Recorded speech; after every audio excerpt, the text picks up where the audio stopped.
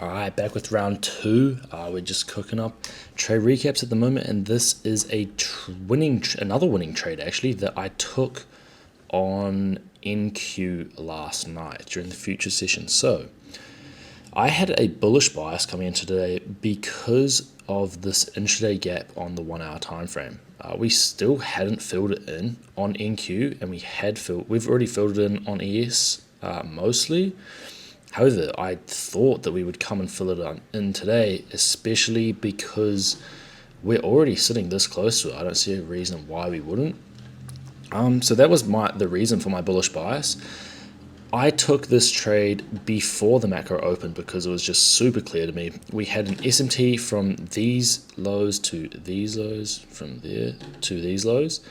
On NQ, with NQ being the lagging index, this was ES. So clearly ES was making that sort of movement up. We then had this bullish candle here, and I saw a retracement back into the 5-minute equilibrium level. From here, all I'm looking for is a confirmation confluence on the 1 minute time frame that we are going to move bullish. And that for me was just this 1 minute bullish candlestick closure. I entered a long position, probably could have put stops sort of under this candlestick here, but I put them all the way down here underneath. Actually, I put them there underneath the body of that low. And I had a TP1 set to this hourly high for 1.3. So obviously not the best risk to reward for this trade. However, still an easy win. And then I had a take profit 2 set to the bottom of this imbalance and a TP3 set to the center of the imbalance. So overall, super straightforward trade today. And yeah, it was sort of just in and out. I mean, that's literally a 4-minute hold time. And overall, happy with the trade. Would have been nice to take home a bit more of a win. However, can't be complaining. Win is a win. And yeah, as long as I ticked every single one of my confluences, which I did today, we had that opening confluence of the SMT. We had a good draw on liquidity. It was really obvious with that hourly high. And then ES also having such strong draws on liquidity to the upside also pushed me to have a bit of a bullish bias.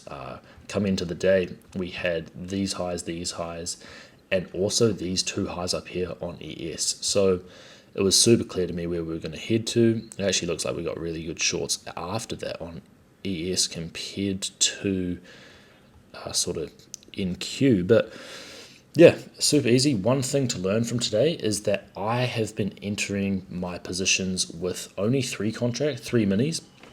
And obviously on futures, you can't exit in sort of interval. Like, you have to be taking off full contracts and entering with full contracts.